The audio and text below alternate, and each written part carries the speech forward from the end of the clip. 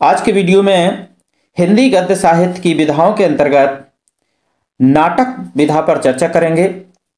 नाटक विधा से संबंधित महत्वपूर्ण तथ्यों को समझेंगे और साथ ही साथ 100 महत्वपूर्ण प्रश्न जो कि नाटक से ही संबंधित होंगे उनका अध्ययन करेंगे। इससे पहले उपन्यास, कहानी और निबंध से संबंधित वीडियो पहले बन चुके हैं। तो आज चर्चा करते हैं हिंदी गद्य साहित्य की नाटक विधा पर। तो चलिए शुरू करते हैं। नाटक के अर्थ को जानें तो नाटक नट धातु से यानी कि नट शब्द से निर्मित हुआ है, जिसका आश्रय होता है सात्विक भावों का अभिनय। नाटक एक ऐसी अभिनय परक विधा है, अभिनय मतलब मंचन किया जाए, उसका अभिनय किया जाए, जिसमें संपूर्ण मानव जीवन का रोचक एवं कौतूहलपूर्ण वर्णन होता है। यानी कि नाटक जो बना है वो नट शब्द से बना है और इसको नाटक को हम रूपक भी कहते हैं। और नाटक एक रंगमंचीय विधा है, इसका आनंद रंगमंच पर अभिनय के द्वारा ही लिया जा सकता है। आगे देखते हैं नाटक के बारे में कि नाटक एक दृश्य काव्य है, मतलब इसका आनंद मंच पर अभिनय के द्वारा ही देख कर लिया जा सकता है, इसलिए इसको दृश्य काव्य के अंतर्गत मानते हैं। इसका आनंद अभिनय देखकर ही लिया जाता है। परिभाषा यदि देखें नाटक की तो जो रचना श्रवण द्वारा यानी कि सुनने के द्वारा ही नहीं अपितु दृष्टि यानी कि देखने द्वारा भी दर्शकों को के हृदय में रसानुभूति यानी कि आनंद का अनुभव कराती है, उसे नाटक या दृश्य काव्य कहते हैं, जिसको हम दूसरा नाम रूपक के नाम से भी इसको जानते हैं। आगे है हिंदी नाटक का विकास। हिंदी नाटकों का सूत्रपात भारतेंदु युग में हुआ है। भारतेंदु हरिश्चंद्र को हिंदी नाटक का प्रवर्तक माना जाता है, यानी कि जो हिंदी नाटक का जो प्रारंभ हुआ है, शुभारंभ हुआ है, वो भारतेंदु युग से माना जाता है और इसके जो प्रवर्तक माने जाते हैं वो भारतेंदु हरिश्चंद्र जी माने जाते हैं। भारतेंदु हरिश्चंद्र ने मौलिक और अनूदित, मौलिक माना जो उनने खुद लिखे और अनूदित का मतलब है दूसरे नाटकों से अनुवाद करके जो नाटक हैं उन्होंने ये इन दोनों प्रकार के नाटकों को लिखा है। अब हिंदी नाटक का विकास यदि देखें तो 3 भागों में बांटा गया है हिंदी नाटक को। पहला है भारतेंदु युग, जो कि 1857 से लेकर 1900 ईस्वी तक का समय भारतेंदु युग के नाटकों से जाना गया है। और दूसरा है प्रसाद युग। नाटक का जो दूसरा विकास है वो है प्रसाद युग, जो कि 1900 से लेकर के 1950 ईस्वी तक माना गया है। और तीसरा है प्रसादोत्तर, यानी कि ये प्रसाद के समय का, जयशंकर प्रसाद के समय का नाटक, और ये भारतेंदु हरिश्चंद्र के समय के नाटक, और ये प्रसादोत्तर युग यानी कि जयशंकर प्रसाद के बाद के समय युग के नाटक। तो ये हैं 1950 के बाद के जो नाटक लिखे गए वो प्रसादोत्तर यानी कि जयशंकर प्रसाद के बाद के समय के नाटक की श्रेणी में आते हैं। भारतेंदु युगीन नाटककारों की यदि बात करें तो इसमें हैं भारतेंदु बाबू हरिश्चंद्र, जो कि इन्हीं के नाम पर भारतेंदु युग पड़ा, और राधा कृष्ण, लाला श्रीनिवास दास, बालकृष्ण भट्ट, राधाचरण गोस्वामी, गोपाल राम गेहमरी, किशोरी लाल गोस्वामी, प्रताप नारायण मिश्र और जीपी श्रीवास्तव, ये भारतेंदु युगीन प्रमुख नाटककार हैं। आगे प्रसाद युग के जो नाटककार हैं उनमें है जयशंकर प्रसाद, हरि कृष्ण प्रेमी, लक्ष्मी नारायण मिश्र, सेठ गोविंदास, गोविंद बल्लभ पंत, उपेंद्र नाथ अस्क, वृंदावन लाल वर्मा, किशोरी लाल वाजपेयी, वियोगी हरि, चतुर्सेन शास्त्री और पांडे बेचन शर्मा ओगरे। ये कुछ प्रमुख नाटककार हैं जो कि प्रसाद युग के नाटककार हैं। आगे है प्रसादोत्तर युग के नाटककार। प्रमुख नाटककार हैं विष्णु प्रभाकर, जगदीश चंद्र माथुर, धर्मवीर भारती, लक्ष्मी नारायण लाल, रामकुमार वर्मा, मोहन राकेश, विनोद रस्तोगी, सुरेंद्र वर्मा, शंकर शेष, मुद्रा राक्षस, जगन्नाथ नलिन और शिव प्रसाद सिंह। ये प्रसाद युग के बाद के नाटककार हैं। आगे है कि नाटक के प्रमुख तत्वों की चर्चा करते हैं। देखिए नाटक के प्रमुख 6 तत्व माने गए हैं। सबसे पहला है कथा वस्तु, यानी कि उसकी जो विषय वस्तु है, क्या कथा है उसकी, किस आधार पर नाटक लिखा जा रहा है। तो पहला आता है कथा वस्तु, दूसरा संवाद या कथोपकथन, और दूसरा है पात्र एवं चरित्र चित्रण। तीसरा है पहला है कथा वस्तु, दूसरा है पात्र एवं चरित्र चित्रण, तीसरा है संवाद या कथोपकथन, चौथा है भाषा शैली, पांचवा है देश काल एवं वातावरण, छठवां है उद्देश्य और सातवां है अभिनेता। अभिनेता मतलब कैसा वो अपना चरित्र को, जो पात्र हैं वो अपने चरित्र को कैसा उजागर कर रहे हैं, कैसा दर्शकों तक पहुंचा रहे हैं, वो अभिनेता कैसा अभिनय कर रहे हैं। आगे है हिंदी प्रमुख नाटककार एवं उनकी कृतियां। कुछ प्रमुख हिंदी के नाटककार हैं और उनकी कुछ कृतियां हैं, थोड़े एक दो चार स्लाइडों में हैं। संपूर्ण इनके जान लेते हैं संपूर्ण रचनाओं को। भारतेंदु हरिश्चंद्र के देखिए मौलिक नाटक हैं भारत जननी, वेदकी हिंसा, हिंसा न भवति, सत्य हरिश्चंद्र, चंद्रावती नाटिका, विशस् विस्मोषधम, भारत दुर्दशा, नीत देवी और अंधेर नगरी, सती प्रताप और प्रेम जी जोगनी। ये जोगनी है, प्रेम जोगनी। ये इनके मौलिक नाटक हैं। अनुदित नाटक वे नाटक कहे जाते हैं जो दूसरे नाटकों का अनुवाद हिंदी भाषा में करते हैं, उनको हम अनुदित नाटक बोलते हैं। तो इन्होंने लिखे हैं विद्या सुंदर, रत्नावली, धनंजय विजय, कर्पूर मंजरी, पाखंड विडम्बना, मुद्रा राक्षस और दुर्लभ बंधु। ये कुछ नाटक इन्होंने लिखे हैं जो कि अनुदित नाटक हैं भारतेंदु हरिश्चंद्र जी के। आगे है लाला श्रीनिवास दास। श्रीनिवास दास के नाटक हैं श्री प्रहलाद चरित्र और तप्ता संवरण, रणधीर प्रेम मोहिनी, संयोगिता सोमवार। और तीसरे हैं राधा कृष्णदास जो कि महाराणा प्रताप, दूसरा है महारानी पद्मावती और धर्माप दुखनी वाला। ये इनके राधा कृष्णदास के नाटक हैं।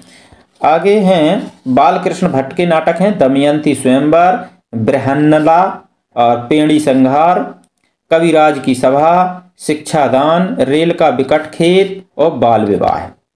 ये बालकृष्ण भट्ट के हैं। पांचवा है गोपाल राम गहमरी, देश दशा, जैसे को तैसा। ये इनके नाटक संग्रह हैं। राधाचरण गोस्वामी में के नाटक हैं तन मन धन गोसाई जी के अर्पण, बूढ़े मोय मुहासे लोग देखें तमाशे। यानी कि बूढ़े मोय मुहासे लोग देखें तमाशे। ये इनका है राधाचरण गोस्वामी का नाटक। अमर सिंह राठौर, सती चंद्रावती और श्रीदामा। और जीपी श्रीवास्तव के नाटक हैं उलटफेर, दुमदार आदमी, गड़बड़ झाला, कुर्सी मैन, ना घर का ना घाट का। ये हैं जीपी श्रीवास्तव के नाटक। आगे और हैं पांडे बेचन शर्मा उग्र। पांडे बेचन शर्मा उग्र है, ये जय लिख गया। पांडे बेचन शर्मा उग्र। चार विचारे, उजवक, जयशंकर प्रसाद के ये विचारे, चार विचारे। जयशंकर प्रसाद की है विशाख, अजातशत्रु, राजश्री, स्कंदगुप्त, चंद्रगुप्त, ध्रुव स्वामी, जन्मेजय का नाग यज्ञ और एक घूंट। ये जयशंकर प्रसाद के नाटक हैं। आगे हरि कृष्ण प्रेमी के नाटक हैं रक्षाबंधन, सिया साधना, प्रतिशोध, स्वप्नभंग, आहुति, विस्पान, उद्धार, सफत, विजय स्तंभ, कीर्ति स्तंभ, संरक्षक, विदा, आन का मान, संवत प्रवर्तन, अमृत पुत्री, छायाबंधन। ये नाटक हैं हरि कृष्ण प्रेमी के। आगे और हैं लक्ष्मी नारायण मिश्र। लक्ष्मी नारायण मिश्र के नाटक हैं सन्यासी, राक्षस का मंदिर, मुक्ति का रहस्य, राजयोग, सिंदूर की होली, आधी रात, गरुण ध्वज, वत्सराज, दशाश्वमेध, वितस्ता की लहरें। ये लक्ष्मी नारायण मिश्र के नाटक हैं। आगे हैं सेठ गोविंद दास के नाटक प्रकाश, स्वतंत्र सिद्धान्ना, सेवा पय, संतोष कहाँ, त्याग और ग्रहण, बड़ा पापी कौन, मुख किसमें, महत्व किसे, गरीबी पर अमीरी। गोविंद वल्लभ पंत के नाटक हैं अंगूर की बेटी, सिंदूर की बिंदी, राजमुकुट, अंतःपुर का छिद्र। आगे और हैं नाटककार जैसे कि उपेंद्र नाथ अस्क, स्वर्ग की झलक, छठा बेटा, अलग अलग रास्ते, अंजू दीदी, अंधी गली, कैद, उड़ान, जय पराजय, लौटता हुआ दिन, बड़े खिलाड़ी, लक्ष्मी का स्वागत, देवताओं की छाया और भमार। ये हैं उपेंद्र नाथ अस्क के नाटक। बढ़िया नाटक लिखते हैं उपेंद्र नाथ अस्क जी। उदय शंकर भट्ट फूलों की बोली, पूर्व की ओर, बीरबल, ललित विक्रम, रानी की खोज, सगुन, नीलकंठ, केवल, निस्तार, देखा देखी। ये उदय शंकर भट्ट जी के नाटक हैं। आगे हैं वृंदालाल वर्मा जिन्होंने लिखा है दाहर, शक विजय और मुक्ति पथ। अगले और हैं विष्णु प्रभाकर। विष्णु प्रभाकर ने लिखे हैं समाधि, डॉक्टर, युगे युगे क्रांति और टूटते परवेश। इसके बाद है जगदीश चंद्र माथुर जिन्होंने कोणार्क लिखा, शारदिया लिखा, पहला राजा और दशरथ नंदन। ये जगदीश चंद्र माथुर के नाटक हैं। आगे के नाटककारों में है मोहन राकेश, आषाढ़ का एक दिन, लहरों के राजहंस और आधे अधूरे। आधे अधूरे इनका बहुत ही प्रसिद्ध नाटक है। और इसके बाद है धर्मवीर भारती जिन्होंने केवल अंधा युग ये एक नाटक लिखा है। आगे है लक्ष्मी नारायण लाल ने लिखा अंधा कुआं, दर्पण, मादा कैक्टस, सूर्यमुखी और मिस्टर अभिमन्यु, कर्फ्यू, अब्दुल्ला दीवाना, व्यक्तिगत, एक सत्य हरिश्चंद्र, सगुनी पंछी और सबरंग मोह भंग, ये लक्ष्मी नारायण लाल के हैं। इसके बाद है सुरेंद्र वर्मा, सेतुबंध, द्रौपदी, नायक, खलनायक, विदूषक, यानी कि एक ही नाटक का नाम है, नायक, खलनायक और विदूषक। और 8वां सर्ग ये है सुरेंद्र वर्मा का। मुद्रा राक्षस के नाटक हैं तिलचड्डा, मरजीवा, वोर्स, फेथफुली, तेंदुआ। इसके बाद है नाटककार सर्वेश्वर दयाल सक्सेना, जिसमें बकरी और अब गरीबी हटाओ। ज्ञानदेव अग्निहोत्री के नाटक हैं गोपाल की एक शाम, नेपाल की एक शाम और शुतुरमुर्ग। इसके बाद है मणि मधुकर, रसगंधर्व, बुलबुल की सराय, दुलारी बाई, खेला पीलमपुर, एक तारे की आंख। आगे के और नाटककारों में है भीष्म साहनी, जिन्होंने लिखा कबीरा खड़ा बाजार में, अमृत राय का है शताब्दी और हम लोग, रमेश सभी का है देवयानी का कहना है, तीसरा हाथी, और विनोद रस्तोगी का है आजादी के बाद तथा नया हाथ। ये इनके 2 नाटक हैं। अगले हैं डॉक्टर राम कुमार वर्मा, जिन्होंने लिखा जय आदित्य। वैसे राम कुमार वर्मा प्रमुख एकांकीकार हैं। इन्होंने नाटक तो केवल जय आदित्य लिखा है, बाकी इन्होंने ज्यादातर एकांकी लिखे हुए हैं। तो आगे आने वाले वीडियो में हम गद्य की अन्य विधाएं, जैसे कि एकांकी है, जीवनी है, रिपोर्टाज है, संस्मरण है, आत्मकथा है, इन सभी का एक सम्मिलित वीडियो बनाएंगे, जिसमें लगभग 100 प्रश्नों को सम्मिलित करेंगे। तो आगे है मृदुला गर्ग, जिन्होंने लिखा है एक और अजनबी, जादू का कालीन, कितनी कैदें, दूसरा संस्करण, दुल्हन एक पहाड़ की। और उसके बाद है स्वदेश दीपक, कोर्ट मार्शल, बाल भगवान, जलता हुआ रथ, काल कोठरी, ये इनके हैं स्वदेश दीपक के। इसके बाद है नांग बोगड़ा, ये एक नाटककार थे, जिनका है खूबसूरत बहू, वसीयत, दलित, तोता झूठ नहीं बोलता, पढ़ो फारसी, बेचो तेल, जो कि नांग बोगड़ा के नाटक हैं। आगे है मैथिली शरण गुप्त ने भी लिखा है तिल्लोत्तमा, अनघ, ये मैथिली शरण गुप्त के नाटक हैं। प्रेमचंद का है संग्राम, करबला, प्रेम की बेदी, ये प्रेमचंद जी के नाटक हैं। किशोरी लाल गोस्वामी ने लिखा है चौपट चपेट, मयंक मंजरी और प्रणयिनी परिणय, ये इनके हैं किशोरी लाल गोस्वामी के नाटक। आगे है हबीब तनवीर, आगरा बाजार, शतरंज मोहरे, लाल शोहरत राय, मिट्टी की गाड़ी, चरणदास चोर, पोंगा पंडित, जहरीली हवा और राज रक्त, ये हैं हबीब तनवीर के नाटक। अगे जी का यानी कि सच्चिदानंद हीरानंद बादशाह अगे का नाटक है उत्तर प्रियदर्शी। इसके बाद है भारत भूषण अग्रवाल ने अग्निलीक लिखा और दुष्यंत कुमार ने एक कंठ विष पाई, ये दुष्यंत कुमार का है। आगे हैं प्रश्नों का अध्ययन करेंगे, लगभग 100 प्रश्न हैं और पूरे नाटक से ही संबंधित प्रश्न है। तो पहला प्रश्न है आपकी स्क्रीन पर, हिंदी नाटकों का विकास किस लेखक की रचनाओं से प्रारंभ हुआ है? तो ये हुआ है भारतेंदु हरिश्चंद्र, ये इसका राइट आंसर हो जाएगा। आगे है कि सन 1900 से 1950 ईस्वी तक की कालावधि को किस नाटककार के नाम से जाना जाता है? तो ये जाना जाता है जयशंकर प्रसाद, यानी कि प्रसाद युगीन नाटककार। आगे है कि रत्नावली नाटक का हिंदी में अनुवाद किस भाषा से किया गया है? तो ये किया गया है संस्कृत भाषा से, हिंदी में इसका अनुवाद किया है। आगे है कि इनमें से कौन सा भारतेंदु का मूल नाटक नहीं है? 2 प्रकार के नाटक लिखे हैं भारतेंदु हरिश्चंद्र ने, एक मूलक नाटक लिखे हैं और एक लिखे हैं अनुदित नाटक। तो मौलिक नाटक और अनुदित नाटक। तो इसमें मूल नाटक कौन सा नहीं है ये बताना है। तो इसमें जो पाखंड विडंबना है ये मूल नाटक नहीं है, बल्कि सती प्रताप, नील देवी, अंधेर नगरी ये इनके मूल नाटक हैं और पाखंड विडंबना जो है वो अनुदित नाटक है। अगला है कि अंग्रेजी नाटक मर्चेंट ऑफ वेनिस का अनुवाद भारतेंदु जी ने किस नाम से किया था? तो वो किया था दुर्लभ बंधु के नाम से। आगे है श्री चंद्रावती नाटिका किस नाटककार की रचना है? तो ये नाटककार थे भारतेंदु हरिश्चंद्र जी। अगला प्रश्न, इनमें से कौन सा नाटक भारतेंदु का नहीं है? तो इसमें से कारवां जो नाटक है वो भारतेंदु हरिश्चंद्र जी का नहीं है, बल्कि सती प्रथा, प्रेम जोगनी और वैदिकी हिंसा नाभवती ये तीनों नाटक भारतेंदु हरिश्चंद्र जी के हैं और कारवां नाटक भारतेंदु हरिश्चंद्र जी का नहीं है। आगे है कि विशस्य विस्मौषधम नाटक के रचयिता का नाम क्या है? तो ये नाटककार हैं भारतेंदु हरिश्चंद्र जी। अगला नाटक है कि संस्कृत नाटक प्रबोध चंद्रोदय का अनुवाद भारतेंदु जी ने किस नाम से किया है। नाटक है प्रबोध चंद्रोदय, तो इसका भारतेंदु जी ने किस नाम से इसका किया था, तो ये किया था पाखंड विडंबना, ये इसका राइट आंसर। अगला है कि चौर पंचासिका नाटक का अनुवाद भारतेंदु जी ने किस नाम से किया है, तो ये किया है विद्या सुंदर के नाम से। भारतेंदु के पिता गोपाल चंद्र गिरधर दास, ये भारतेंदु जी के पिताजी थे गोपाल चंद्र गिरधर दास, ने किस नाटक की रचना की थी, तो ये नाटक इन्होंने लिखा था वो था नहुस। नहुस नाटक की रचना भारतेंदु जी के पिता गोपाल चंद्र गिरधर दास ने की थी। जानकी मंगल 1868 ईस्वी नामक नाट्य कृति के रचयिता कौन हैं, तो ये हैं शीतला प्रसाद त्रिपाठी। अगला प्रश्न,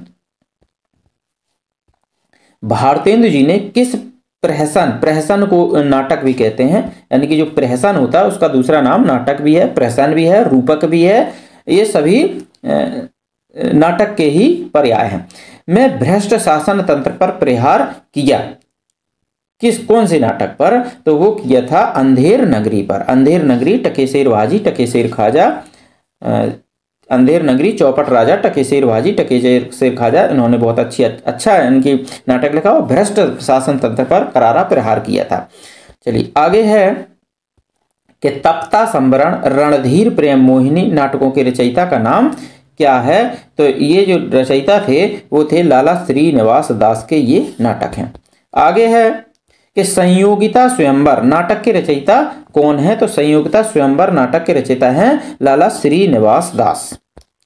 अगला प्रश्न है कि रेल का विकट खेल नामक नाटक के रचयिता कौन है, तो रेल का विकट खेल ये नाटक लिखा था बालकृष्ण भट्ट जी ने। आगे के अमर सिंह राठौर नामक प्रसिद्ध नाटक के रचयिता कौन है, तो अमर सिंह राठौर जो नाटक था उसके रचयिता थे राधा चरण गोस्वामी, ये इसका राइट आंसर है। आगे है कि इनमें से कौन सा नाटक राधा कृष्ण दास का है, तो ये जो प्रश्न है कि महारानी पद्मावती, दुखनी वाला, महाराणा प्रताप, राधा कृष्ण दास का। अगला प्रश्न है कि जीपी श्रीवास्तव किस वर्ग के नाटककार हैं, तो जीपी श्रीवास्तव किस वर्ग के नाटककार हैं, तो जीपी श्रीवास्तव जो हैं वो प्रहसन लेखक हैं, प्रहसन। अगला प्रश्न है कि इनमें से कौन सा नाटक बालकृष्ण भट्ट का नहीं है, तो बालकृष्ण भट्ट का इसमें से तप्ता संवरण नाटक नहीं है, बाकी ये तीनों हैं। अगला है कि भारतेंदु काल के प्रहसनों की रचना का मूल उद्देश्य इनमें से क्या था, तो ये था व्यंग के द्वारा समाज की कुरीतियों का समापन करना, ये भारतेंदु काल के प्रहसनों की मुख्य विशेषता थी। चार विचारे और उज्वक नामक नाटकों के रचयिता कौन हैं, तो इनके जो रचयिता हैं वो है पांडे बेचन शर्मा उग्र। अगला प्रश्न है कि भारतेंदु युग के नाटकों में पाश्चात्य नाट्यकला यानी कि विदेशी नाट्यकला के किस तत्व का समावेश मिलता है, तो वो मिलता है अंतर्द्वंद, चरित्र चित्रण और कार्य व्यापार, यानी कि इन तीनों का मिलता है, इसलिए डी इसका राइट आंसर हो जाएगा। अगला है कि रणधीर प्रेम मोहिनी नाटक किस प्रकार का नाटक है, तो ये जो नाटक है वो दुखांत नाटक है, यानी कि इसका अंत जो होता है वो दुख से होता है, रणधीर प्रेम मोहिनी नाटक का। आगे है कि भारतेंदु जी ने अपने मौलिक और अनुदित नाटकों के द्वारा नई हिंदी को लोकप्रिय बनाया, फारसी रंगमंच का विरोध किया तथा प्राचीन नाटकों का उद्धार किया। यह कथन किस आलोचक का है, तो ये कथन जो था वो रामविलास शर्मा जी का था।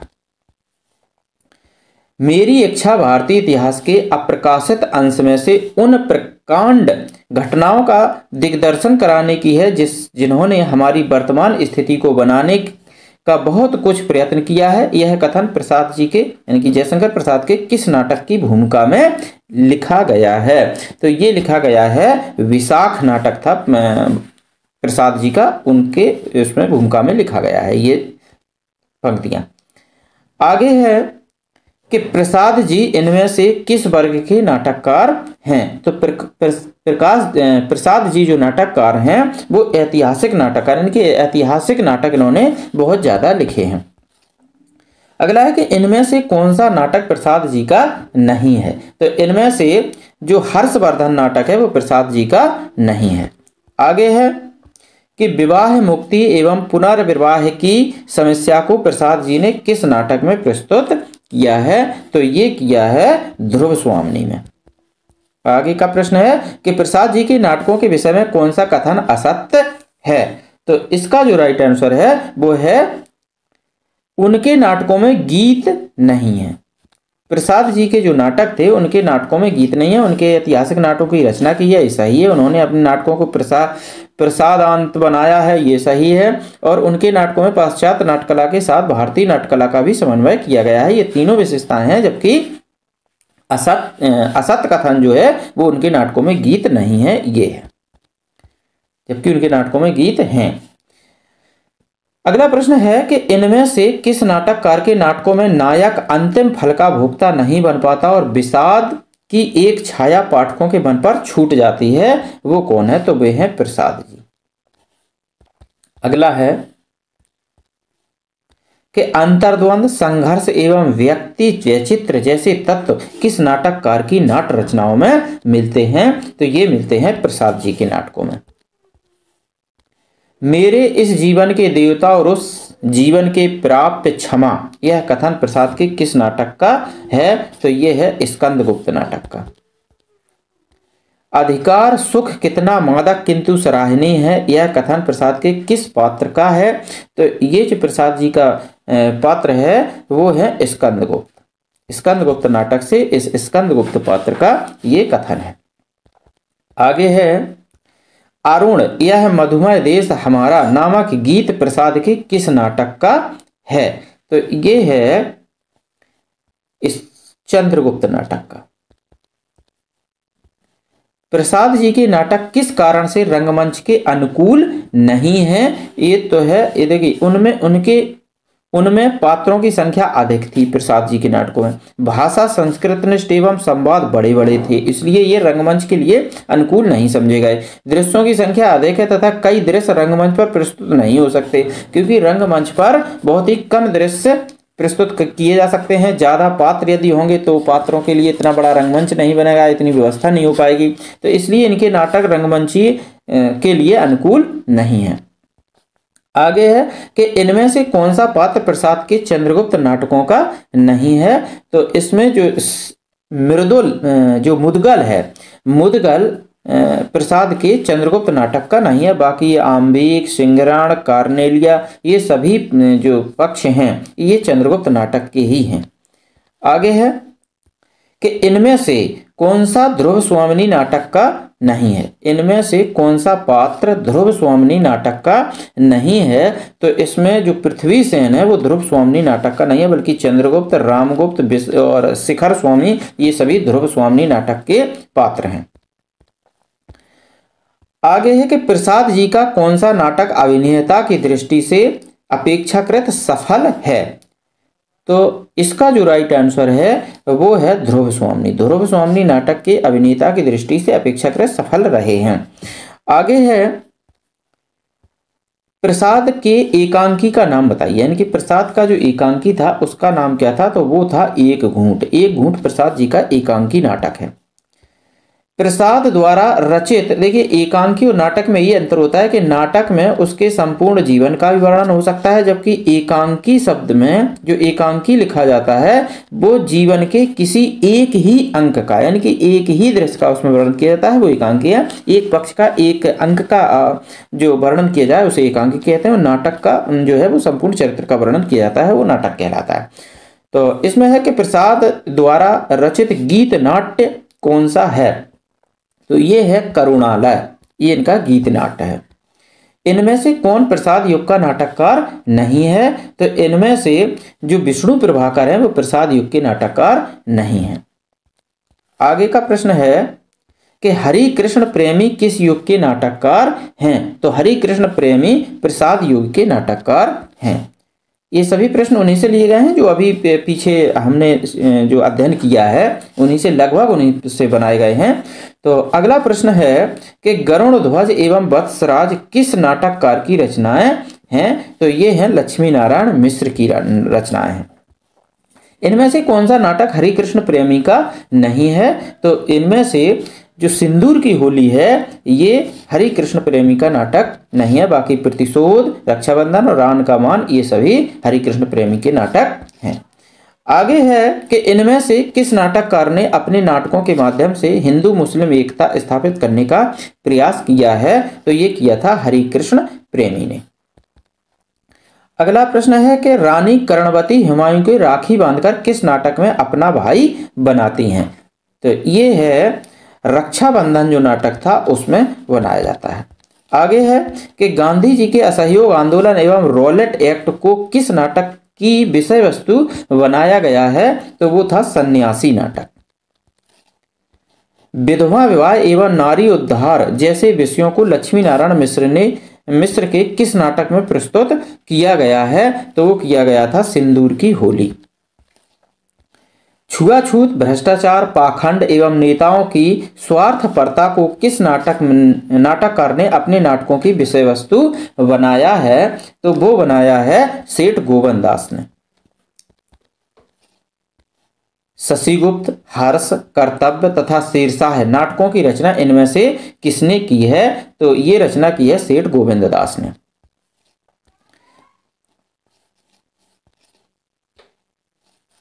अंजो दीदी किसकी प्रसिद्ध नाट्य कृति है? तो अंजो दीदी उपेंद्रनाथ अश्क की नाट्य कृति है। इनमें से कौन सा नाटक उपेंद्रनाथ अश्क का है? तो इसमें से छठा बेटा, अंधी गली, उड़ान ये सभी नाटक उपेंद्रनाथ अश्क के हैं।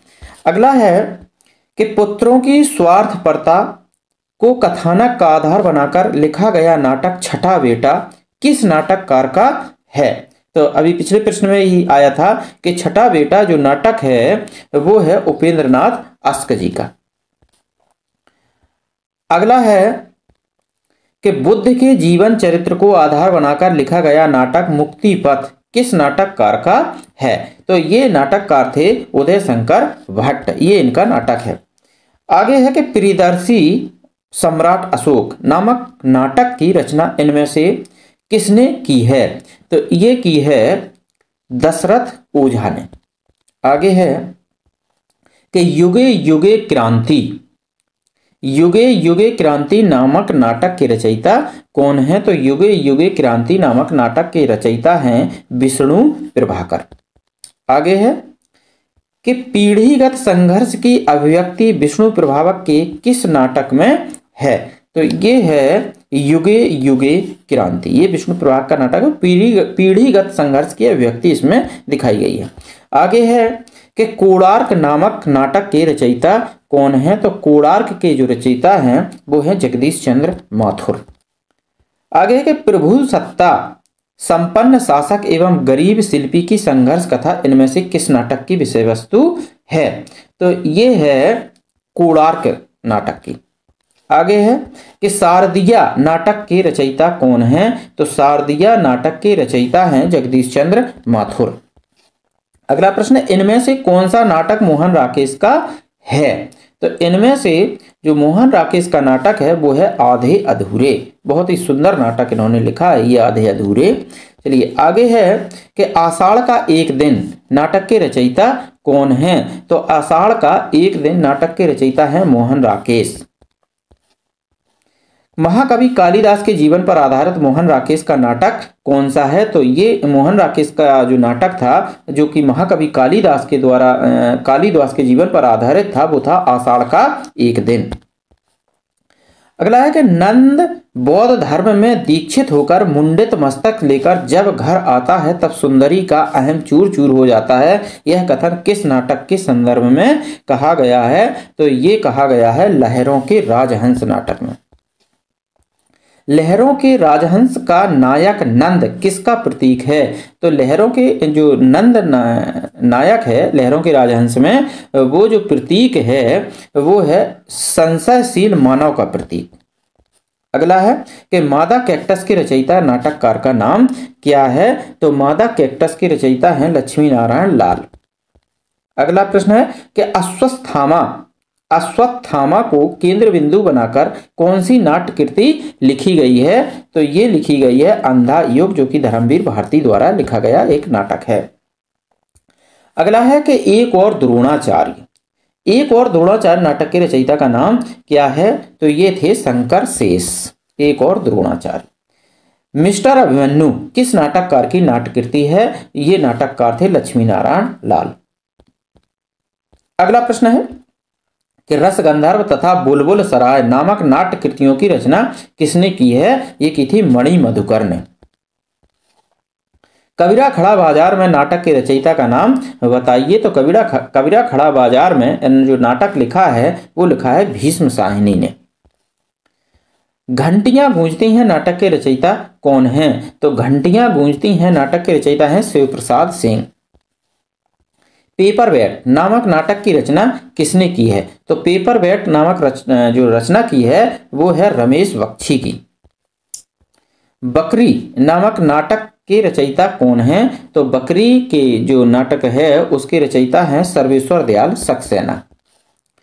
इनमें से ज्ञानदेव का नाटक कौन सा है? तो इनमें से ज्ञानदेव का जो नाटक है वो है नेफा की एक शाम। चलिए आगे है, अंधेर नगरी नाटक की रचना कब हुई है? तो अंधेर नगरी नाटक की रचना हुई थी 1881 में, जो कि भारतेंदु हरिश्चंद्र जी ने की थी। आगे कि भारतेंदु हरिश्चंद्र किस नाट्य कृति की रचना एक रात में की? यानी कि भारतेंदु हरिश्चंद्र ने वो कौन सा नाटक था जिसकी रचना एक रात में की थी? तो वो थी अंधेर नगरी। अंधेर नगरी रचना की जो नाटक था उसकी रचना उन्होंने केवल एक रात में कर दी थी भारतेंदु हरिश्चंद्र जी ने। अगला प्रश्न है कि चंद्रगुप्त नाटक का रचना काल क्या है? तो चंद्रगुप्त नाटक का रचना काल है 1931 ईस्वी। कौन सा स्त्री पात्र चंद्रगुप्त नाटक में नहीं है?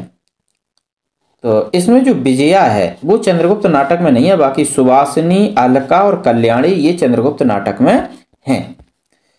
आगे प्रसाद के किस नाटक में राष्ट्रीय एकता एवं देशभक्ति का संदेश दिया गया है? तो वो दिया गया था चंद्रगुप्त में। युद्ध में मर्यादाएं टूट जाती हैं, विवेक पराजित होता है और अंधेपन की विजय होती है। यह कथन किस नाटक के संदर्भ में सटीक बैठता है? तो ये बैठता है अंधा युग, जो कि धर्मवीर भारती द्वारा लिखा गया है।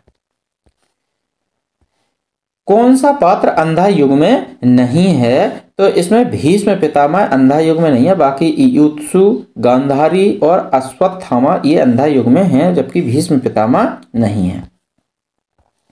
अश्वत्थामा का ब्रह्मास्त्र आधुनिक युग में किसकी याद दिलाता है? तो ये दिलाता है परमाणु अस्त्रों के विध्वंस स्वरूप का। आगे, अंधा युग में कुल कितने अंक हैं? तो अंधा युग में 5 अंक हैं। कौन सा नाटक रंगमंच की दृष्टि से अधिक उपयुक्त है? तो इसका जो राइट आंसर है वो है अंधा युग, क्योंकि इसमें बहुत ज़्यादा पात्र भी नहीं है, ज़्यादा दृश्य भी नहीं है, इसलिए ये बिल्कुल उपयुक्त नाटक है अंधा युग रंगमंच की दृष्टि से।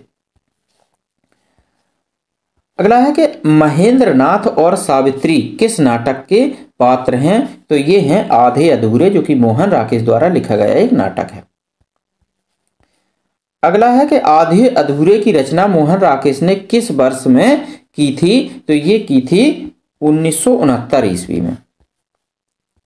नाटक जारी है रचना किस विधा की? यानी कि नाटक जारी है ये रचना किस विधा की है? तो ये विधा थी कविता। कविता विधा के अंतर्गत ये आती है। मुझे चांद चाहिए किस विधा की कृति है? तो मुझे चांद चाहिए एक उपन्यास है। आगे है कि अंडे के छिलके किसका एकांकी संकलन है? तो अंडे के छिलके मोहन राकेश का एकांकी संकलन है। आगे है कि दीपदान एवं बादल की मृत्यु नामक संकलन किस एकांकीकार के हैं? तो ये हैं डॉक्टर राम कुमार वर्मा के, दीपदान और बादल की मृत्यु। प्रकाश और परछाई किस एकांकीकार की रचना है? तो प्रकाश और परछाई जो है वो विष्णु प्रभाकर की रचना है। आगे है कि निम्न नाटककारों को कालक्रम के आरोही क्रम में व्यवस्थित करना है, यानी कि पहले कौन आया, उसके बाद कौन, उसके बाद कौन और उसके बाद कौन, ये बताना है। तो इसका जो राइट आंसर है वो है भारतेंदु हरिश्चंद्र, फिर जयशंकर प्रसाद, फिर लक्ष्मी नारायण लाल और अंत में जगदीश चंद्र माथुर। ये इसका कालक्रम सही है। आगे है कि प्रसाद जी के निम्न नाटकों को रचना काल के आरोही क्रम में व्यवस्थित कर दिया, यानी कि जयशंकर प्रसाद के कौन से नाटक पहले आए और बाद में आए, तो इनको इस क्रम में लगाना है। तो इसका क्रम है, सबसे पहले उनका आया अजात शत्रु, फिर स्कंदगुप्त, फिर चंद्रगुप्त, लास्ट में ध्रुव सोमनी। तो सी इसका राइट आंसर हो जाएगा। आगे का प्रश्न है कि निम्न सूचियों को सुमेलित करते हुए सही कोड का चयन कीजिए। जैसे कि नाटक का नाम है और इधर नाटककार का नाम है, तो इधर नाटक है कि स्कंदगुप्त किसकी रचना है, तो ये बताना है कि स्कंदगुप्त, बकरी, 8वां सर्ग और आषाढ़ का दिन, इनमें से इनको मिलान करना है।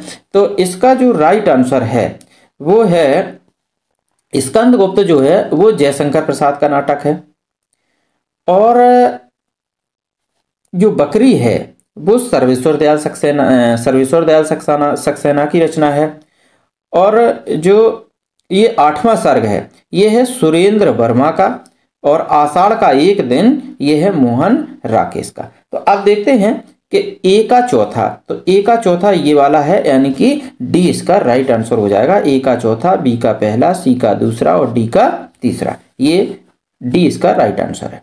चलिए आगे प्रश्न है अगला कि मोहन राकेश के इन नाटकों को रचना काल के आरोही क्रम में व्यवस्थित करना है। तो इसका जो सबसे पहला नाटक आया था वो है आषाढ़ का। इन नाटकों में आषाढ़ का एक दिन, फिर लहरों के राजहंस और आधे अधूरे बाद में आया। अगला प्रश्न और है एक, और अंतिम प्रश्न है। उम्मीद करता हूं आपको प्रश्न ज्यादा पसंद आए होंगे, और वीडियो अगर अच्छा लगा हो तो लाइक कर दीजिए, और चैनल पर नए हो तो सब्सक्राइब कर लीजिए। तो चलिए ये अगला प्रश्न और अंतिम प्रश्न है कि निम्न सूचियों को सुमेलित कर कोड का चयन कीजिए। तो पात्र का नाम और नाटक का नाम, तो सावित्री, देवसेना, अश्वत्थामा और राजश्री ये पात्र हैं, और ये किस नाटक में हैं ये बताना है।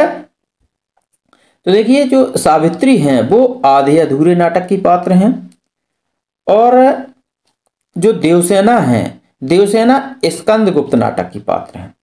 अश्वत्थामा जो हैं वो अंधा युग के हैं, और राजश्री जय आदित्य के हैं। तो इसका देखिए ए का चौथा, तो ए का चौथा यानी कि ए, ये वाला बिल्कुल राइट आंसर है।